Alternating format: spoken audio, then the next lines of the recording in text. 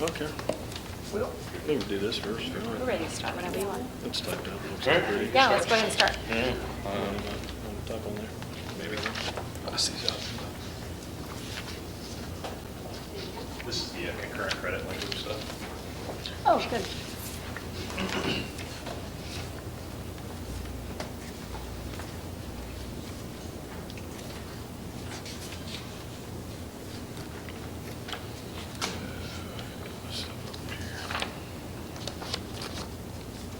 Give you a second to kind of read through it.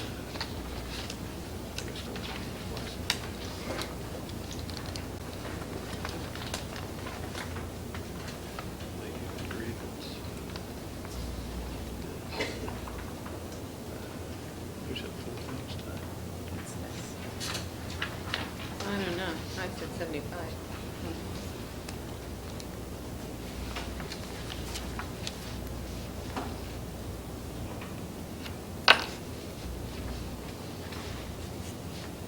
And this is different.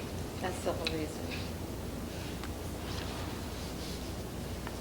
Huh. I think, I mean, I don't know that there's much to, we just redlined, or I guess green lined, as the case may be, what you guys sent Yeah, over. yeah. And the red is what I think your changes were, Yeah. and then the green is what we had come back with, and that's where the board's at.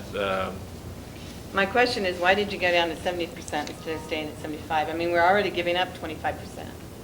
Oh, but are you? Yeah, we were. If you get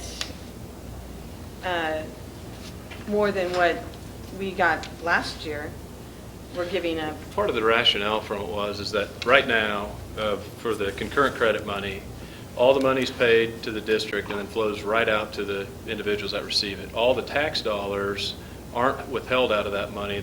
We pay them extra.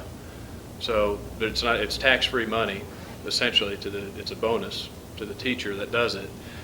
We pay the utilities, we pay the building, all the other things that go into that. Now, we understand that the teachers that are doing it have some additional workload because of grading. They have the additional initial to get certified, and then I'm not sure what it involves year to year to keep that curriculum up and going. I don't know what Fort Hays requires of you guys of that, but we are aware that there are some ongoing things for that. And there's nothing scientific about it. That's where the board was at, 70%. You don't have to do it.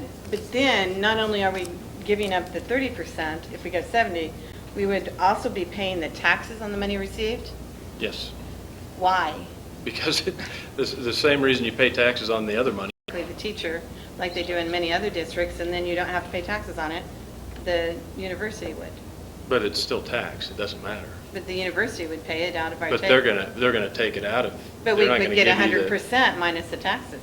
Right, which is what you're gonna Where get from us. we're not going to get that now with the way this is worded. Why wouldn't you?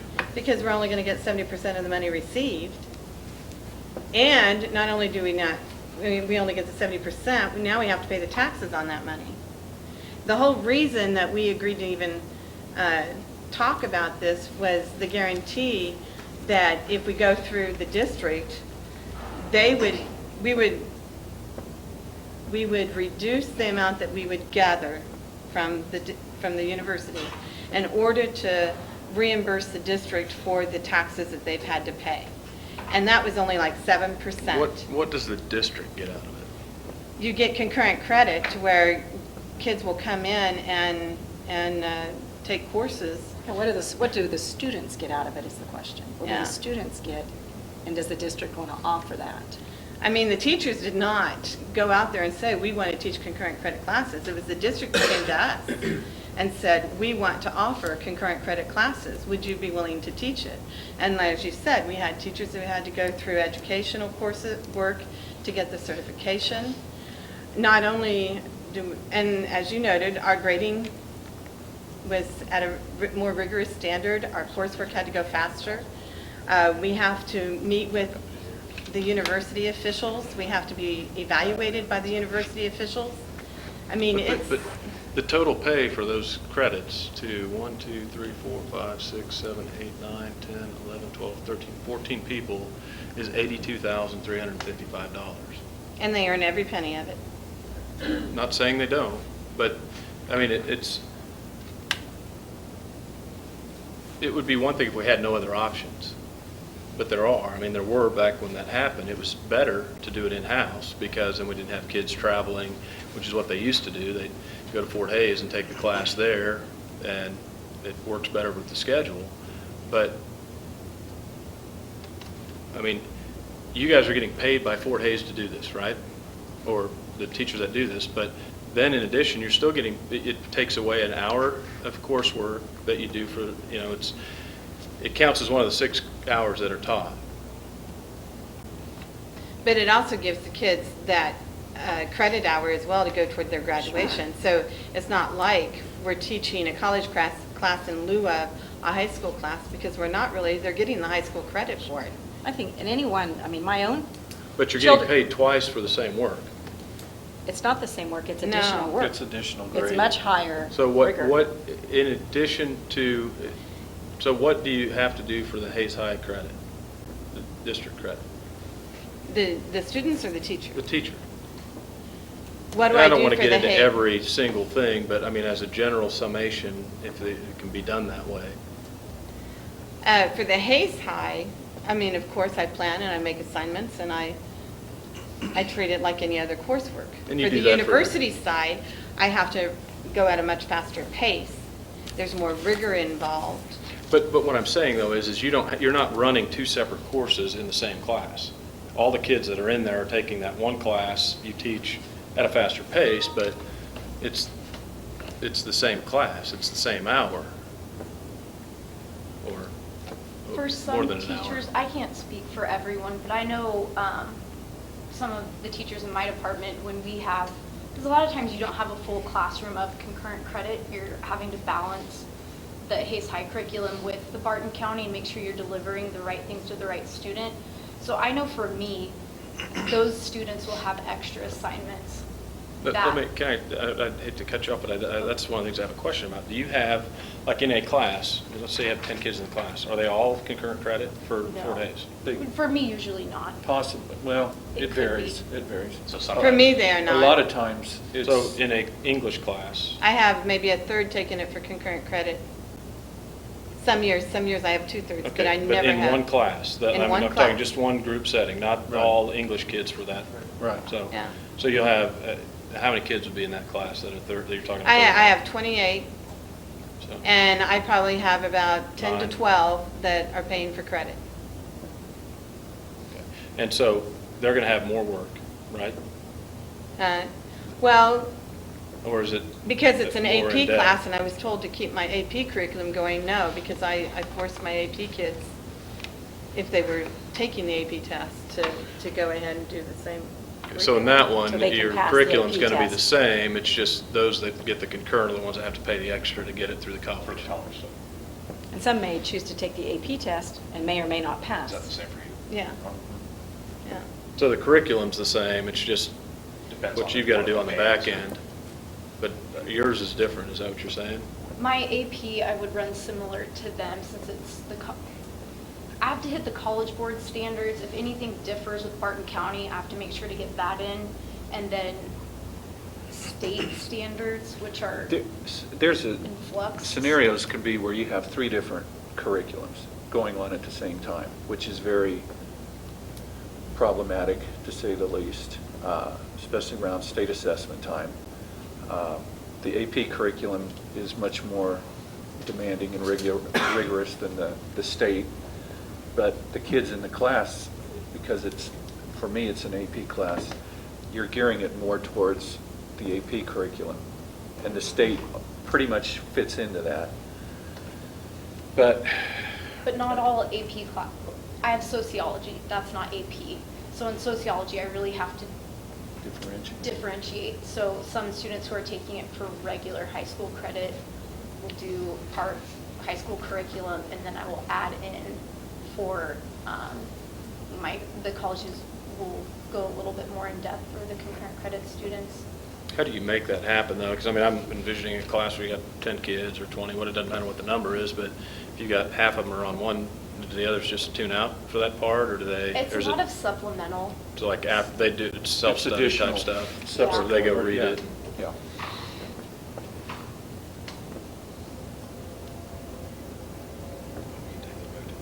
Well, I mean, I don't know that we'd take it back. I mean, I think that's what the board's offer is. And I mean, on a number of things that we have tonight, this one, I mean, we don't have any latitude for negotiation at this stage. I'm not saying that this is a take it or leave it, but this is where, this is, And why did you move it from the Hayes High in service to the district? Because what we were thinking of, those feeder classes that help students move into the higher level course, that would give money for those high school teachers to go to workshops or conferences to help prepare the students to feed And into it them. still can, it'd just be through the. It's just the in-service budget, flexibility. which it is. allows us to be able to, or the board, or I shouldn't say the board, the administration to be able to utilize that money where they best see fit. It may still all go there, but if in a given year they need it somewhere else, then they've got the flexibility to do that without having to negotiate a contract on how to spend the money. It's a spending issue there, and we just don't want to have any handcuffs on the board, as I think we all know, that the budget isn't a negotiated item. You know, I what we just- pay is, but I mean, when I'm looking at this, if we went to 70%, then I would say the board would have to pay the taxes. You know, I mean, I wouldn't give up 75% and Give up the give up 30%. the, yeah, I mean, if I'm going to give up the 75% to the 70%, I would say that the board would have to pay, or the USD 489 would have to pay the taxes. And just so we're clear, because there's two sets of taxes we're talking about. We're talking about the employer's taxes, and we're talking about the employee's taxes. Are you talking about both? The employer's taxes that you pay for my Yeah. salary. Well, there's two sets of withholdings. There's your withholdings that are your taxes that are withheld, your federal tax, your state tax, Medicare, Social Security. And then we have Social Security and Medicare, and we also pay state and federal unemployment tax. So those are the two groups of tax. Don't we already pay the employee tax on that money? My understanding, you don't pay any tax on it. It comes in my salary, it comes in my paycheck. If you get $10,000, is my understanding, if it's 10,000 is your number, and we get paid 10,000 for Fort Hays for what you're doing, we write you a check for 10,000. So 15%-ish, it's a little over that, of that money is what your taxes would have been for your share and our share. It's 7.65% is what it roughly amounts to. So 15% of that would be taxes, is what you're Yes. saying? That's what I'm hearing? And so originally, they had talked about it, and so the 15%, if that's the taxes, and then the teachers were saying, we'll go ahead and give another 10% for in-service, But how is that? That I seems... think our position on it is that the 15% that was being paid that way, we're all amazed that that's how that was being handled. I mean, that's pretty crazy. Well... I mean, it'd be like us paying some employee and saying, well, we're going to pick up all the tax. Well, you know, it was like an employee bonus that, you know, you're going to net out your salary versus your salary less So I can see that. deductions. But so now if you're saying we want you to cover that 15%, in this, we're going to cut that down, and then 10% more, just for good measure, that would seem like that's the 75% that you had talked about. Mhm. And so Yeah. this seems like almost like you're trying to deter teachers from wanting to do that, don't you? I mean, this was something, the program that the district wanted to start, and I can say from having my own students, my own children, they greatly benefited by going to college with this concurrent credit. And many, many, many students do. Families save thousands of dollars by their students already having a semester or more of college taken care of when they head off to college. But they still And pay time. the fees, though. You don't have to pay living expenses. If you No, can I'm saying graduate living expense, but you still pay the enrollment. Well, sure, but, you know, if your kids, if you're going to go off to school and you graduate a semester early, and you can go out and start working a job, that's thousands of dollars these kids and families save by them having that concurrent credit. And I think that was a benefit to our students when we started that program. The board wanted that program, and as I understand it, it's still all voluntary for the teachers to participate or not. This gets to one of those issues we talked about, that we've got a program that is beneficial to the kids, as many of the programs we have Right. are, but, should we subsidize that to the detriment of others? Well- The whole. But if you go to the 75% and you cover the taxes, how are you subsidizing it? That's good for the kids, your costs are covered, the teacher is rewarded for their work, Well, and everyone's happy. when we've looked at this, we were one of the few districts that we saw that paid 100%. Many were at where we've been. And so, I know what we're proposing is a change, and Right. if I were used to getting that, and you're saying you're going to take anything away from me, I'm going to not look at it and say, well, that's not good. But the reality of it is, this is one of those things that we paid out, that we looked at and said that the district has made poor choices in the past on this, and that if we can get things like this reined in, it's not going to be a huge savings. I mean, when you look at that 30% off of the total number, it's not going to be a huge amount, but those are dollars we have to look at when, we talk about things like guaranteed steps on the chart. And Or are you looking to cover your expenses, or are you looking to make money off those teachers? We're not making- Or deter them? well, we're not deterring anybody. It's all Would voluntary. it deter anyone? Understand that the number's going up this year, right, Dean? I don't know if the agreement's been It's I- supposed formal or to, not. it's but supposed to go up. It's supposed to. Yeah, but I don't know if it's been, if And- that's a guarantee yet. No. Well, but the benefit of our plan, one of the things we looked at was just capping it, freezing at a dollar amount. The problem with that is as it increases, it's frozen.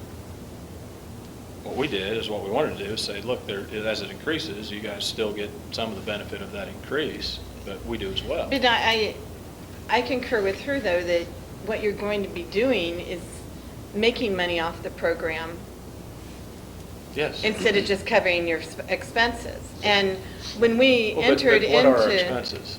Your What are the- expenses would be the taxes. That's one of them. That's your only extra expense. Everything else is already there. You need it already. I mean, if you need to cover the tax expense, that's certainly understandable. And you're even dipping down into it a little bit more if you go to the 75%, because you're taking another 10% to put into in-service, which I think the teachers supported. But then if you feel like you need more and the teachers need to pay the taxes, Well, it's not. then And then it, We it feels like understand. you're just trying to benefit. it seems like you're trying to, But just keep in mind what I said, I think it was last time, that we're not taking any money home.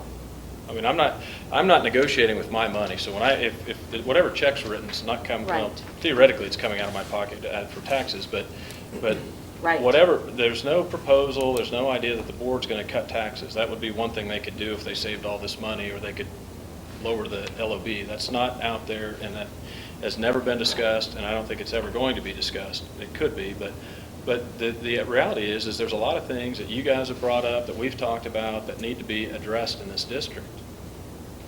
Whether it be So- in-service, classroom supplies, additional teachers, all those things. Well, we've got to have money to do it. And, unfortunately, the only way we're going to do it, it appears right now, is to juggle the money we have now to do that.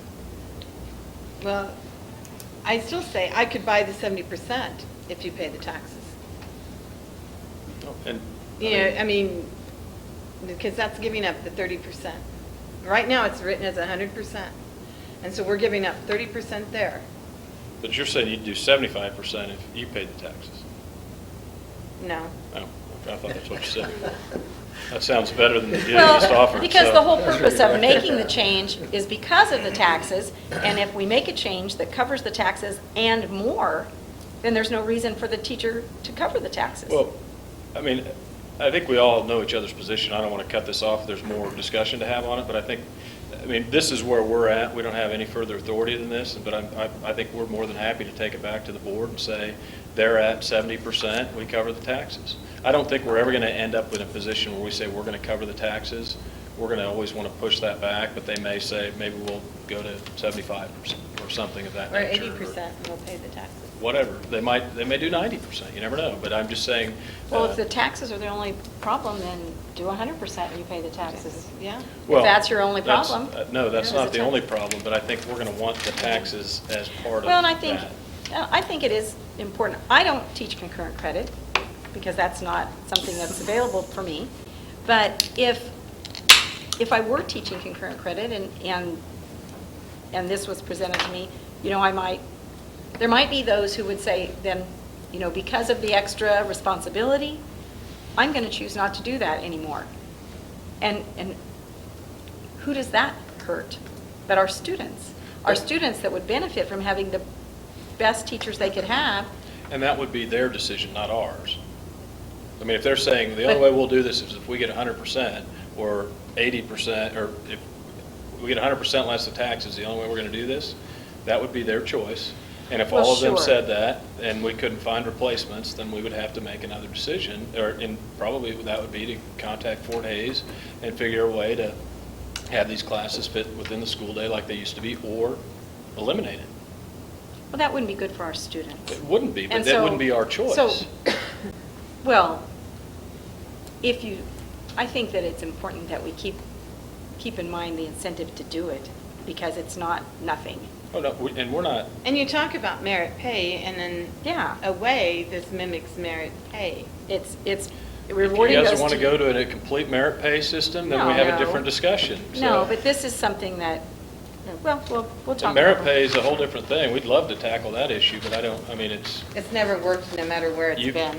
oh, it does. No, Where- I was on a Works at my office. compensation, You're not not a in teacher. education. Well, It has never worked in education. Every state school that has tried it, You already it have didn't the work. program, the national boards, that's merit pay. And you already, you know, But we don't, supplement that. it is So that's it's a tool for merit pay. guideline. But, merit pay. no, merit pay would be to say that if you take and teach concurrent credits and you're willing to take on more load, we're going to reward you for that. Now, you got to be careful on that because only high school teachers have that ability. And so you've got to make it balanced, so if you're an elementary teacher, you have the ability to earn that, but a lot of merit pay is that if you hit certain levels on your evaluation, you're guaranteed a bonus in this range, and, you know, and There's so if many you don't, variables, though. oh, there's a lot, and there's a lot that but you've got to look at all those to make it fair. I mean, testing, evaluations, student evaluations, parent evaluations, you know, I mean, there's all of those, and then you got to factor the weighting on those, and, you know, but it's doable. It's been done. Well, we'll take Yeah. the discussion as far as. Well, that you which guys brought up, school you know, districts back in to the board. Kansas have merit pay? Oh, I don't know if any have it in Kansas. None. No, none have. So what, I was But on a we can't- national The problem is you can't, I study. mean, the tough part for this is we look at Kansas and say, well, who in Kansas has it? Nobody. But then if it's a, you know, and we do it at times too. But you but do- it- yeah, you do But, it. but, you know, it's, I I'm was looking on a outside national of Kansas. committee, There's- and I went to California, and we studied all the compensations. And every one that they talked about that had merit pay, Kentucky tried it, I think, Tennessee tried it, they all failed. It's never worked well. Why did they fail? I mean, Because and it it's might too be, but I've- subjective. When you have education and you have the various levels, it's just way too subjective. well, and you said if you want to use test scores as part of your merit pay, you know, what if you're a great teacher and you have students who don't perform well? Does that mean you're not a great teacher anymore? Well, I mean, I guess that's the question, you know, let's use And- a and the- sporting, as if you're a great football coach, but you have students that don't perform well, are you a great football coach then? That's- I see You know, this. because if you're a great teacher, I mean, you're always going to have those kids that you can't affect or have less of effect on than others. But, you know, if it all relates back to the student, then the question is, what's the value of the teacher? You know, those are those circular arguments you can get into. But I think, I mean, if you're going to look at state testing, you can't look at it at a single snapshot No, for 1 no, year. but it You is one probably of take a those look at variables a 2 or that 3 year you were average. talking about. Right, but Yeah. you're going to have to, Well, but we you could- can't not look at it. That's why you weight it and give it its appropriate weighting, and you take all of those things into consideration. Yeah. Today before we leave, if we have time, we could caucus about this and then send back a counter idea. That's fine. So you can Okay. talk about that later. That works. Okay. Do you have something else for us today? Yes. I guess we'll get to the next easy one. It's not a good one, but I'm going to mess up the name of it. Your guys' proposal on not changing the contract. Maintenance of standards. That, the board has no interest in adding that to the agreement. I don't know, there's no other nice way to say it, they just don't. And that cuts against us in some regards, and it cuts against So you you have guys no in some counter regards. proposal, No, and you at base reject it?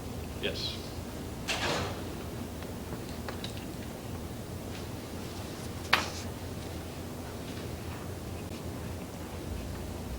Okay, do you have anything else?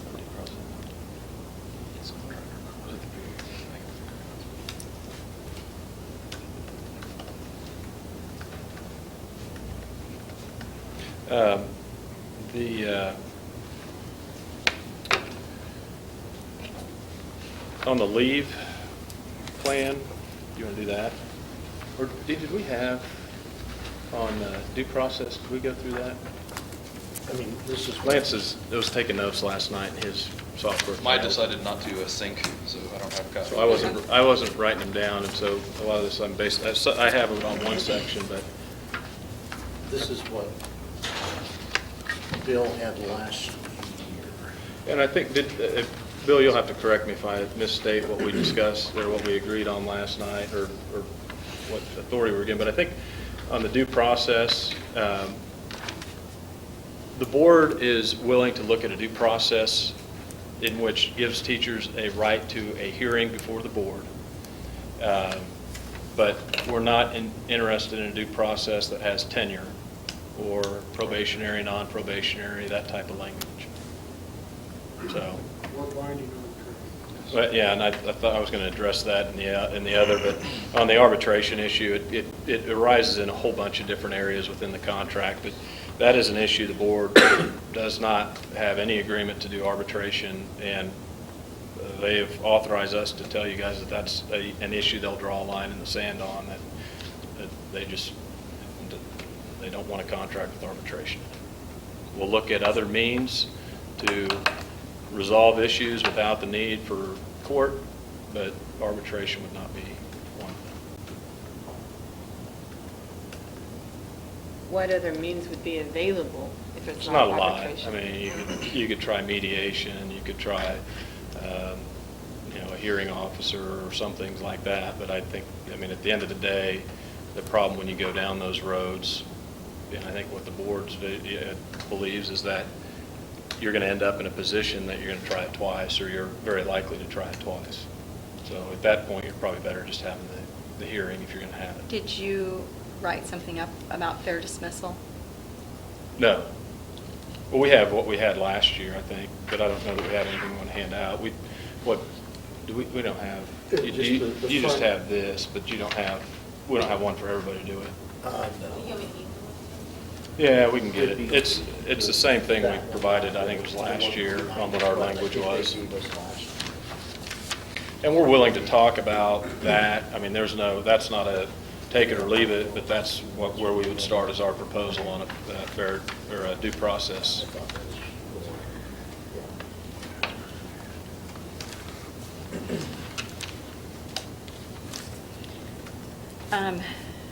We had noticed the MTSS issue, and I think that is taken care of. I think that's You wanna being take it off? managed informally. Okay. So I think we can take that You off. said the MTSS issue?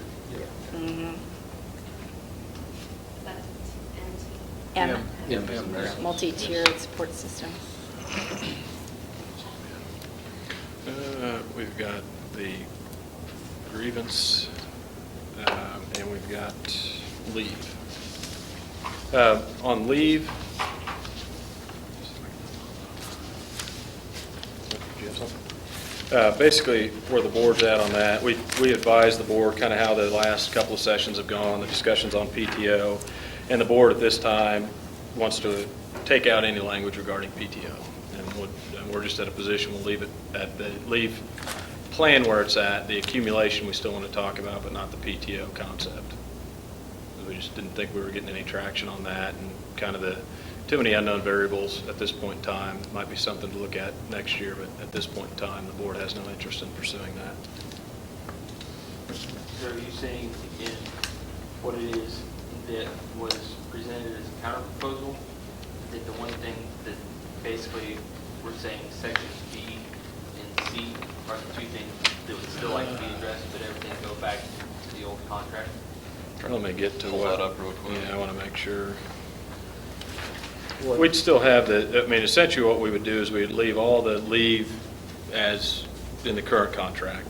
The the B and C, yes, Accumulation. the accumulation, Well, And the severance. yeah, those would be the two that we would still If want. the, And we have some more on that. if we're not going to a paid time off, then we had noticed including grandchildren in as immediate family. And we kind of had gotten away from that because you were talking about PTO and that would have covered that. But that was one of the things we put on our notice, was that in addition to the people listed in as family, that grandchildren be included, because we have a lot of people. I remember that, but was that just as a general blanket, or is that for a grandparent that's actually the primary caregiver for that? If they're a child? primary caregiver, they would serve as the parent, so you wouldn't have to have that. But they wouldn't be, But if- legally. But I think it was. You're just saying it, We were just any- saying, yeah, grandchildren, because we Okay. do have a lot of extended family situations where teachers or staff members are helping raise their grandchildren. They may not be the primary caregiver, but they're helping raise, and so. So you're wanting that for any type of leave, sick, personal, Well, personally, you can take it for Right, whatever we you want only- anyway. we only right? have For to do sick. 11 days. But you could use For the the 11, sick, any of for the the sick sick, days yeah, for that. yeah. I mean, it would just, To stay, I mean, essentially that would be just. It wouldn't like give if them you had a extra sick child, days. you- Yeah, it doesn't give any extra. it would just expand Broadens the. their usage. Definition of term. Yeah, it just, and I did notice when we were looking at the leave issue, that there are a lot of places that do include grandchildren as what we call immediate family. How because- many, if you know, I mean, you may not, how many of your members or teachers that you're aware of would that affect? A lot? I think it could affect a We lot. I have- mean, But we have 118 Right. certified staff that have over 15 years of experience, and the possibility of whether or not if they're a grandparent by now or not is, mhm. it raises Sure. every single year after that, so. But other than that, you don't have any? No, I don't know. Yeah, That was the brought to the us number- that was brought to us as a Could be concern. substantial though, financially. I mean, just the What's number that? of additional days that would be taken off. Kim, are you looking at the first paragraph under sick leave, adding grandchildren? Yes. What page are you on? 29. 24? Oh, 24, you said, Bill? Up here. yes.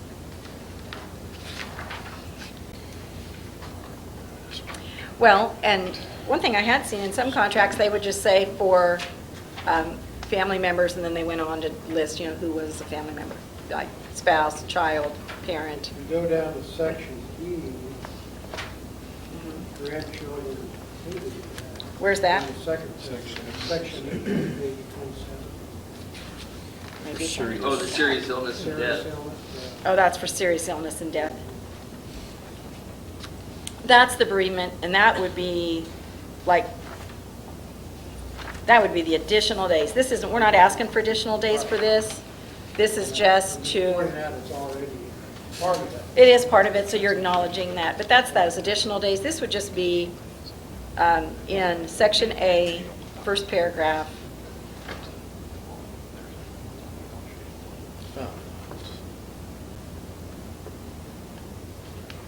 Well, I think that's something, I mean, we can take back to the Sure. board. Right. So, Because that, when we were talking about PTO, that Spouse, became. children. that and became- Parents, and parents, and employee. okay. So if we're going to, if we don't go to the PTO, then that's something we'd want to bring back as a request. And then, as far as the leave, let me get back to that document.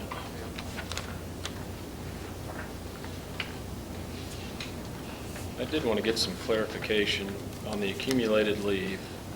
And I know we talked about this the last, under Tier 1, you're going to have you're going to have 5 years of service, correct? Yes. And you're going to have more than 20 days, and less than 100, I think, is yours. Is that correct? You only have, Say, Tier Tier 1, they stay the same, like right, so we you currently same have. As you currently have. Oh, it's this less is than- gonna be your- so it's- okay, I got That's you. less than 20 days, and you had to be enrolled into the paper system prior to July 1, 1993. This is all GIs of whether or not spiking is still allowed in the paper system. Yeah, no, that would change it all. That would change everything Yeah, if- especially if yeah. the state, then you'd basically become a tier 2. But as for now, that has remained the same, so if we Right, under adopt the this, then we'd legislative want to act leave right that. Well, that, we won't have any control over that, even Right. if we Right. wanted to, we couldn't, so. what did we identify how many, Zach, that were before July 1, We 93? do not have that number. It's Uh-uh. big, Alright. though. It's, Make sure we ask the question. well, we said that I- July 1, 1993, for at least in our district, was 22 years of service, right? I think that's what, yeah, I think we have 20. that So, somewhere, but I'll looking at those numbers that we, I don't think The that 100. we separated anything out beyond. Well, those, you had 178 with 15 plus, so. Right. Something less than that. 1993. I do think there is a big chunk there between 15 and 25, though. I don't know as to how much is beyond the 25 to What do you 40 call now. that document? I mean, the Because I 22 know we to- have some 40-year Here's members. the report. But you'd just be 22, right? Anybody We over have 22 years would be Pretty much anybody over 22 should be. in tier 1, in your tier 1, Right. yeah. Yeah. I'll see what it is. Well, 'Cause it has the title. okay, that kind of answered that question. What we, I think what the board's proposing, and as a counter to that, obviously remove the PTO, but it would be a little bit different tiered plan. Essentially, anybody with 20-plus years of service in the district would be paid for over 20 and under 80. So those 60 days at 65. Then the 10 to 20-year service would be 20 to 80 at 45. 5 to 10 would be 20 to 60 at 35, and less than 5 would be 20 to 60 at 25. Now, Now, why are are you on the severance table? Well, this is, the accumulated leave? well, this would be, it would be I guess that's both, because you're going to have the accumulation would be the less than 5 years, you can accumulate 20 to 60. What are Or the? less than 10 years, you'd be able to accumulate up to 60. Over 10 years, you'd be able to accumulate up to 80. We always had the first days that we didn't pay, those first 20, it used to be 30, that we didn't pay because we didn't have a cap. So if we're looking at putting in a cap, why are you still taking off the first days? I mean, because Based on that, what we're looking at on others, that's what most of them are doing. they don't do both usually. They have caps, but they're not taking off the first days. We took off the first 20, but we didn't have a cap. It doesn't seem that ought to be chopped off in both directions. That if we're capping it, then, and we're having a service requirement, then why would we be taking off the front end as well? Well, one's for accumulation, one's for severance. And the accumulation allows you to accumulate up to a number of days. The severance is the cutoff of the front end, so, and I don't know, it's kind of, they go hand in hand with each other, but. So you want Do you to, have red line versions of the vacancy? No, because we met last night, and we left here at 9:30, so. so you want accumulation capped at a certain amount, and then after that, they lose their days? Yes, So they either use their days or they lose their days? correct. Okay. No concern for the consequences of that? Well, the consequence would be that people are using days they're not entitled to, which you guys assured us last time that doesn't happen. And I don't imagine it'll change with this. If it does, then that's what we're going to have to deal with. And maybe we're wrong. Well, maybe at the we're Yeah, right. very- say that. I'm sorry. At the very beginning, they, The consequence would be that people just take off and say they're sick and they're not, or they're stuff they would have gone to work last year for, they're not going to next year because they're going to lose it.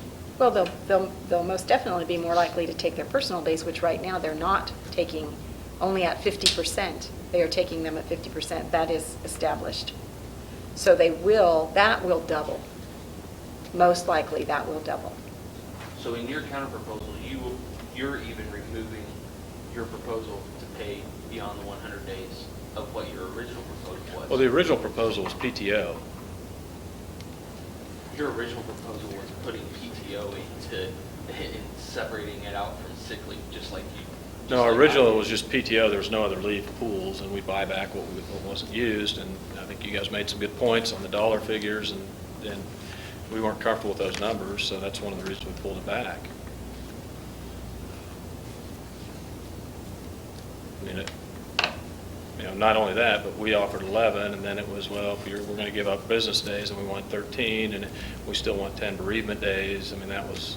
Well, if that's the case, then I'm definitely going to have to say that our committee will have to re-meet and give yet another counter proposal if you're ripping the rug out from under us on a PTO and switching it back to sick leave, because the counter proposal was completely established based on the knowledge that it would be a PTO system. And that's why we worked it out that way. I mean, because in terms of a cap or anything else in that regard, a cap at 100 and not being, yeah, it'll definitely have to go back to committee as to whether or not, as to how sick leave could possibly, unless we think that we could handle this in a separate caucus, but No. I guess I think the committee should work on it, because I think we've taken all the work the committee just did and threw it out the window, or the board is disregarding the work of the committee. And so... Well, even their own work, too. Yeah, your own work. They went ahead and... So you guys made a switched that up proposal, as well. the committee made a proposal, and now you guys just are throwing it all out and saying, this is what we want? Your committee made a proposal. You guys are on the committee, too. No, we're not. The administration No, is, and they They are. represent The you. board's not. Your committee Do you made want this to be on proposal. Your committee made this proposal, which we made our counter proposal to. You guys. I've never been invited to it, so. Well, your board, the Well, school board made this proposal. The school board didn't. Our staff might have. But they represent you, Well, do they not, don't they? He's not talking about the one that, it's the original. This one is that- your original that we- one that you presented to us Oh, and handed out to us. Right. And we went back Is and that you the even PTO asked one? that I wish that I would have redlined this is that the one instead PTO of one? making Is it that the what new you're one. talking? I can't tell That's which one the you're running right. up there. Yeah. Because it had the clerical errors about how whether or not if you're going to be exempt from sections E through P on the types of leave and Oh, everything yeah. else in there. So that was the reason for the rewrite. I mean,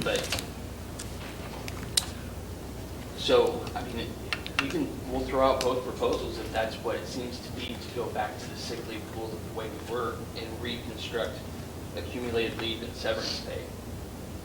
Well, will the board consider the work of the committee, or is the board just taking a... What work is it you want us to consider? I mean, I mean, because the if last they time were- we were here, that was, if you're saying that's the work of the committee, you guys were saying, we're going to throw out the work of the committee because we want 10 extra days of sick or bereavement time. We want 2 extra days for this. So, I mean, you guys rejected that offer. You didn't say. No, the committee didn't. The committee's committee, in there. the committee has bereavement in there. Our committee, the creative Right, counter but- proposal has those 10 days that we talked about last time. That we talked about 10 days specifically for bereavement and 10 more days for That wasn't the ours. serious illness. Those things are in here. In For the our counter- committees, not in what we provided. Correct. In what the And that was why we had the counter. But we had, our proposal was what it was. I mean, it didn't have those in there before, so we're not shocking you by telling you we don't want those in there now. I mean, I guess I don't understand where you're at on this. No, you're shocking me by now saying that since you were willing to go ahead and pay back at a rate of $55 a day for those days accumulated beyond 100 for 80 days, that now, since this is not a PTO system, but back to a sick leave system, that will not necessarily reward longevity or continued consistent presence, and that sort of thing. That's where No, but it the does shock reward is. that. No. Maybe not at the rate the committee wanted it, but it does reward it. it's a progressive approach that goes from 25 for 5 years or less to 65 for 20-plus years, and allows the additional accrual after 10 years. So, I mean, I know it's not what it is now, but it still provides for that. As a severance. Yes. Correct, strictly a severance. But And yet as your accrual. But even as your original proposal was to be able to pay beyond the accumulated days. And I don't get how that's any different from accumulation of PTO versus accumulation of sick. That proposal in which you initially gave us in saying that at the end of a school year, that teachers or those personnel may be compensated for unused leave at a rate of $55 per day to be paid at the August 31st of the next school year. In order to receive the compensation of that set forth in this section, the teacher must submit a report, yada, yada, yada, those sorts of things that beyond those days. And that's where you're saying that I think what you're saying is that the unlimited accrual, that those that have it, I mean, that's the difference between, is that you wouldn't have the unlimited accrual. Is that, I mean, I think that's what you're talking about, from the 80 hours to or 80 days to the 200 and some that somebody could have, or 300, right, I mean, whatever it is. The way that our committee took it was is that we were trying to maintain the unfunded liability. We're trying to eliminate an unfunded liability, but You'll never eliminate it. you can, because if it gets to a level that you can fund, then you've eliminated it, because now it's a budget Well, we item. told you the level that you should fund it at for the past 10-year average. Well, and Or I we understand did, or that, we but that's. provided that, we haven't told you, I'm sorry, we've actually just provided the documentation that gives you that number, okay? And so the ability to plan for it and fund in that idea just doesn't. But what happens if you have 40 teachers leave next year? Then you have a lot of attrition money to pay for that Maybe. difference. Maybe Most we've had- likely. There's a good chance of it, but there's no guarantee of it. If you can't find people, and you've got specialized areas in science or math, you may have to pay somebody that high dollar, you may have to pay them more. We do have a lot of people at the bottom of the pay scale, and that's how they got there, is coming in and replacing people. They didn't. Well, you're going to have some of that. You can't, everybody's not going to be an experienced teacher replacement, Right. and there'll be some savings with that, but.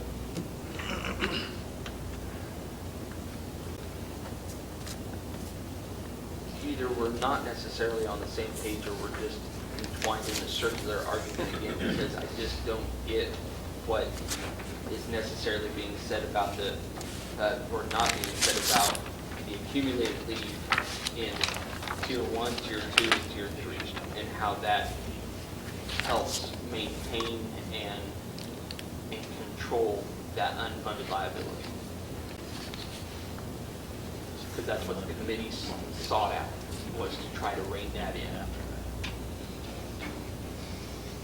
But I think in the one you're talking about was only those people that retired this year and next year would have that benefit. Your proposal said that. Right. Our proposal was based off of the idea of entering into Yours was based on a tiered system, and we then came up with what we thought a reasonable tiered system would be. Did you We were write just that trying to down? look at what you guys had, and Did you write that down somewhere? Do you have that written? it's right here in my notes, but no, we don't have it in writing. We will get you one. I'll get it. We'll get it. I mean, it's just, That's right. Just this year alone, Well- based on their figures, right Mhm. now, new hires are saving $330,000. So the attrition this year, For 330,000? that, when we got this email of the replacements, teachers who resigned, retired, and the replacements, it demonstrates that the grand total salary difference is $366,783. So Did that deduct the health insurance? I don't, it's what you guys sent us. well, I mean, And- that's where we're at now. I mean, I haven't had a chance to see what Topeka's done today. But You don't want to know. if they go back to, if they're looking at 5.9%, at 5.7 is about $1 million, what's that? 6.9. Well, 5.7 was $1.5 million for this district. What That is nowhere budgeted anywhere, so. what they sent out today, I mean, exact numbers from Dale Dennis was $912,018. That's all funds? If they did what they proposed today. That seems low, because the last one was a per pupil cost, I right? think this is, but they may have the figure. And then if you take the 30% that you're gonna lose for LOB, unless they don't factor that in, I guess That's they all, take that out. this is what they. Anyway, Yeah. $1 million, or $500,000 ahead, so.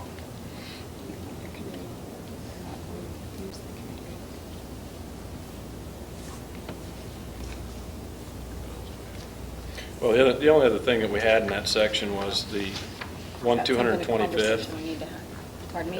We want to change that language to reflect the 1/225th language. Oh, yeah. And that's kind of anywhere in the contract to reflect 1 day's pay, not a 1/179th, or, because then the problem with that is if next year we add a day or take a day away and we forget to fix it there, then it's, then you could be 5 years down the road and everybody's going, well, where did this number come from? So. I guess on the leave issue, we had formed a committee and we had individuals from our team and from the administration that worked on that, not just looking at the dollar amounts, but looking at the consequences of changes and studying the usage. And that committee is still in place and could do some work on this, except if it's wasted work and the board isn't going to listen to it, then I would hesitate to ask them to do any work, because if you're going to disregard all their study, then what is the point of that? I guess what are we missing?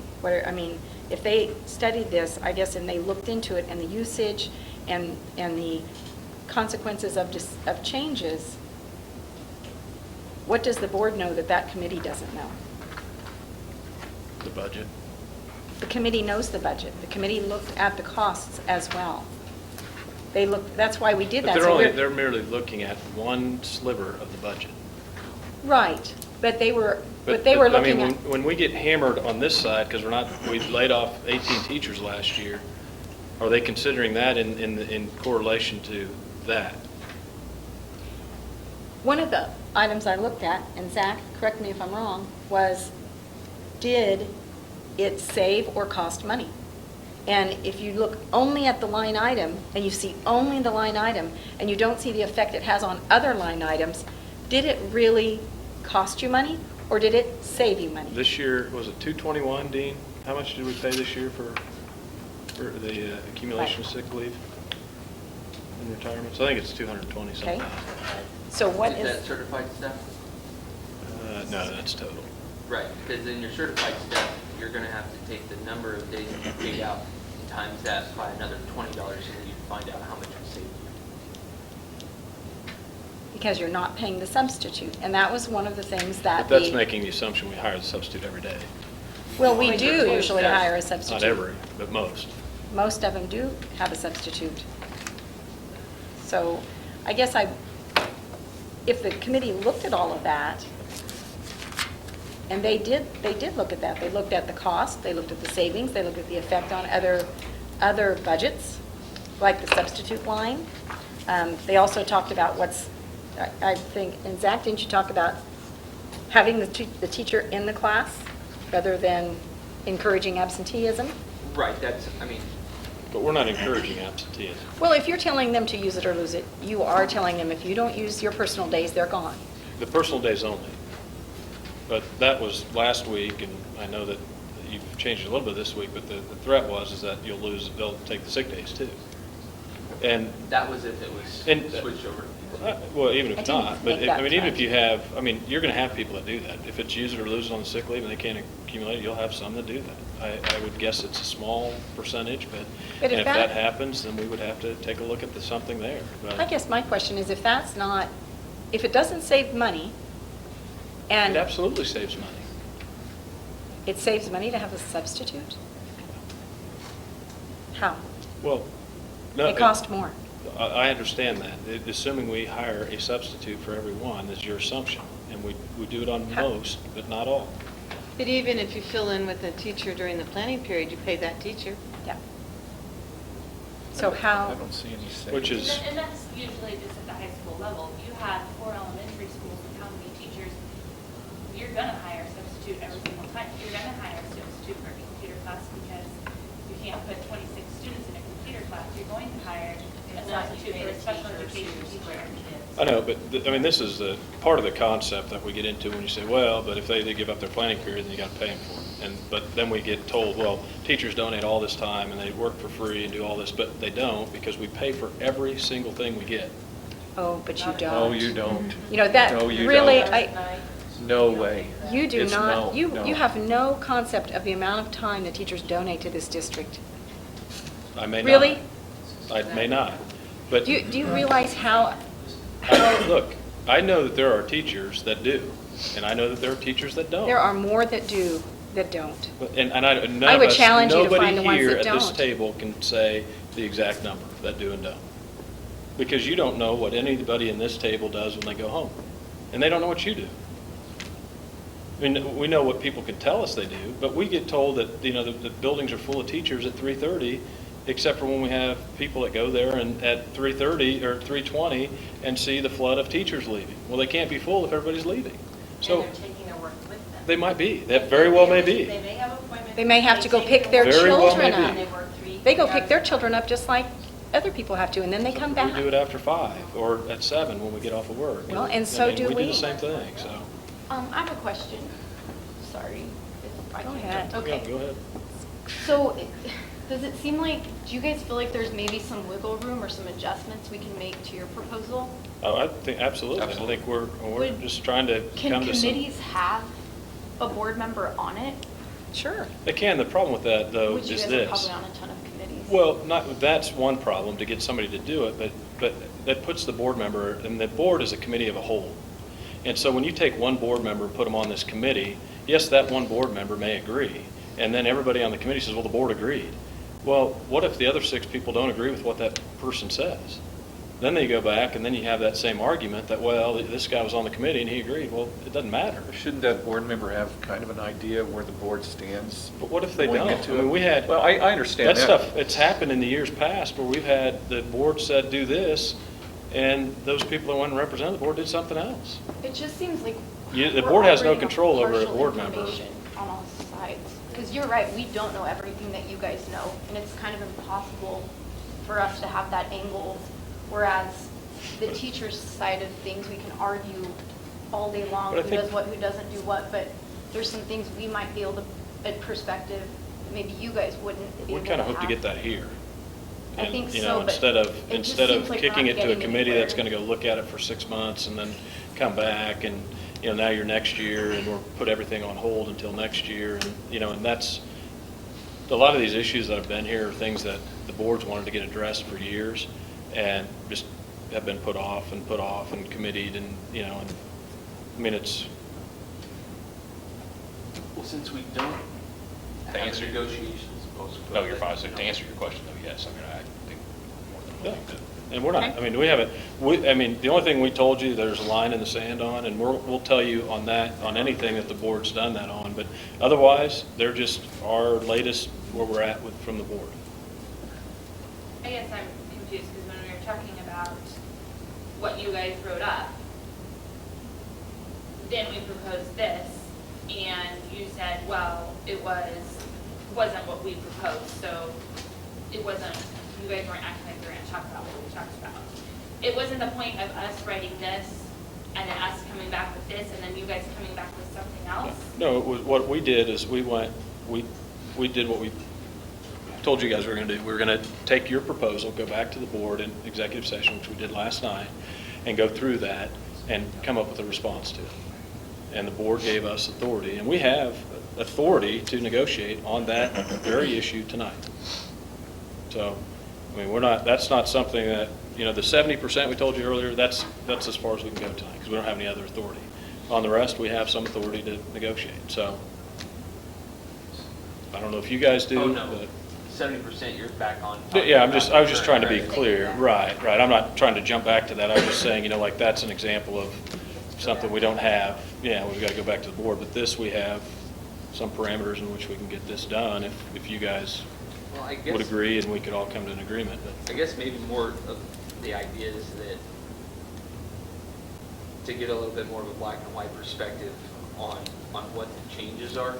Well, Can I ask you something, because this might help, and this is for everybody, but since you're talking, what is it of your plan, I mean, and I know it's kind of difficult because we gave you numbers and don't have them in writing, but I can read them back to you as many times as you need to so you can write them down, but, and if you want me to, I can do that now.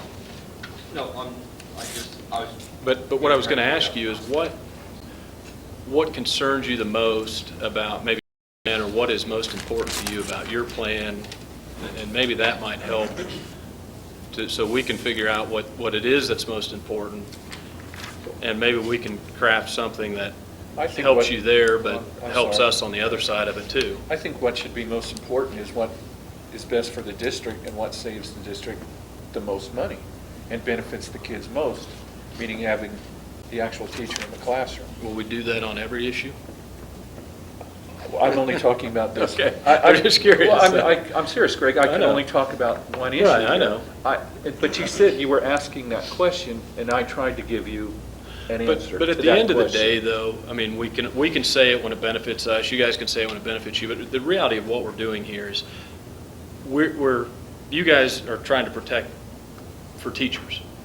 And yes, I know that you all care about students, but at the end of the day, what you guys are fighting for is your contracts, which may or may not benefit the students, and that's irrelevant at what we're doing here today. I mean, and I don't want to minimize what the importance of what the whole objective of education is, but you guys are fighting for contract rights, and that's what this is all about. And we're trying to protect the district and provide those benefits and that pay that we can so we keep and retain teachers, but also to spend as little on that as we have to, so we have it to make sure we have enough teachers, so we have additional programs, we have classroom supplies, we can cut fees to parents so they don't have to pay for enrollment, which they're not supposed to anyway.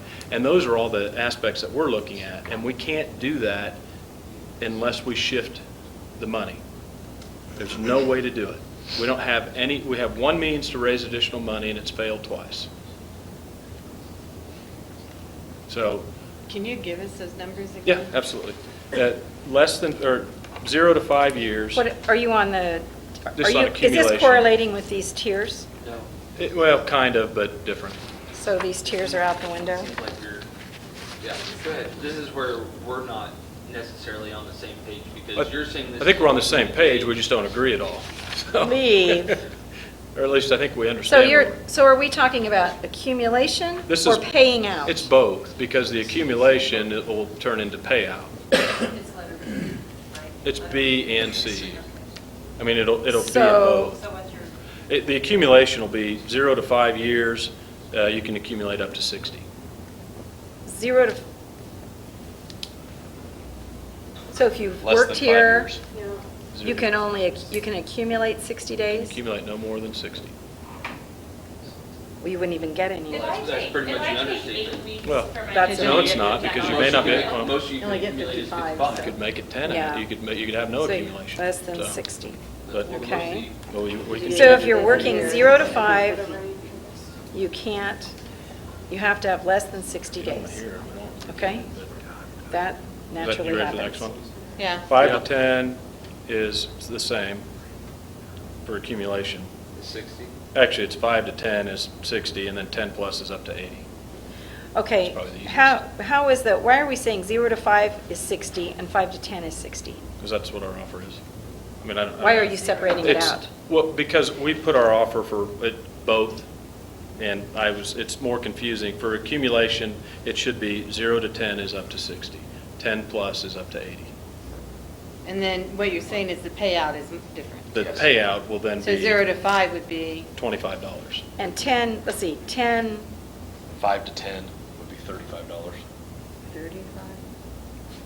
10 to 20 would be 45, and 20 plus would be 65. 20 45. plus would be 65? Correct. But still only 80 days accumulation. Correct. What about what are? 45. So what are you doing for those people who already have over 80 days? Well, right now, this would be it.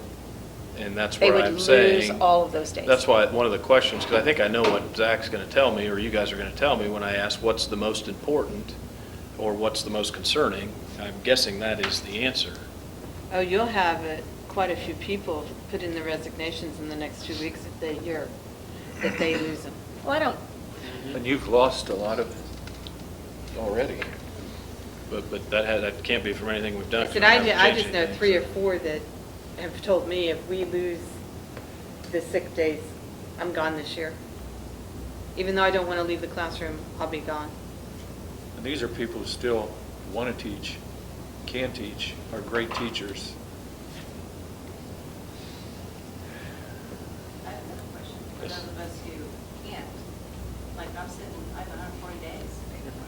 I mean, and I've been in the classroom thinking, down the road, I don't know what I'm going to get. I might get cancer.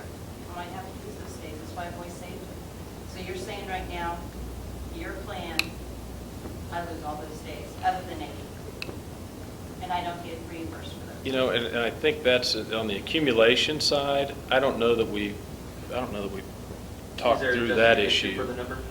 On the, hold on a second. On the accumulation side, I don't know that we've talked through that issue. So I don't know that the board would have a big problem saying that you could keep those, use them if you get sick.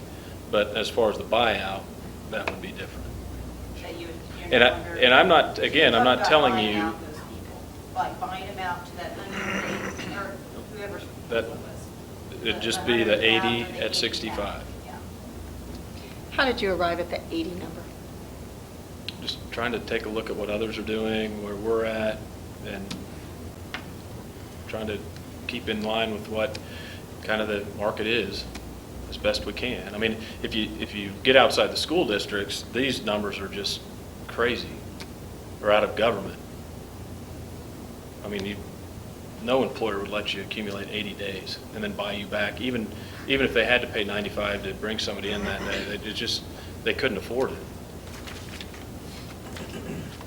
I mean, some will let you keep 5 or 10. Well, I think that, and the committee looked at that, and they looked at the possibility of putting caps on that and paying things down. But I also think they looked at it with respect towards those people who had accumulated those days and not looked at a takeaway from them, which seemed very unfair retroactively to say, oh, well, you saved all those up with the understanding you were going to be paid, too bad. Now they're gone.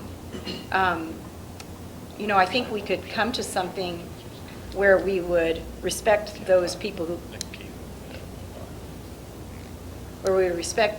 who had saved up those days, but then address those for people who hadn't reached it yet. So I could, if I wasn't up to the cap, whatever cap we'd set, if I'd say, well, okay, I know that I'm at that cap, then I'm not saving above that cap with the expectation that I'm going to get paid. So I think that's one thing the committee looked at was finding a way to control that, but also not, I guess not pulling the rug out from underneath those people who assumed And that. I can understand where you're coming from. Well, sure. The flip side to that is if you say, we're not going to change it for anybody that's in the district now, because the person that's been here a year could make the argument, hey, I didn't use any sick days last year because I'm saving. No, But I don't think that's no, a valid argument. It is, it absolutely is for No. anybody, but. Not if so- they're under but- the cap. Okay, but let's say what would the cap be? Well, that would be something we could talk about. But there is no but- cap today. And so for Right. them, they would be, let's say they had 50 hours, or 50 days, I'm sorry. Or not 88, or 101, whatever it is. At some point, you're going to be 10, 15 years before you're ever going to be able to do anything to rein this in. Well, I think the things the committee talked about would rein it in. I think that you had a plan that would rein it in some, and Some. would also encourage, it's a long-term It's a plan. You often gradual, talk yeah, about, it's it's a a gradual. gradual change, it's a long-term plan, and it also respects the work and The question I've the got, though, loyalty. is do do we want a long-range plan before, I mean, in all of these things, we're going to get into some of the rest of them, probably not tonight, but when you talk about health insurance and early retiree health insurance and all of those things, we have plans, or at least early retiree, we've got a plan that's at 17 years, it'll finally be done. But, that's at the detriment of everybody that's going to be here in the meantime, because that takes money out of their pockets. It doesn't. It But we can absolutely talk- does. I disagree. Well, when you're paying out a benefit of $500,000 a year, We don't take $500,000 a year. The teacher's share of that is less than $300,000. okay, And then $300,000 a year. And it creates attrition.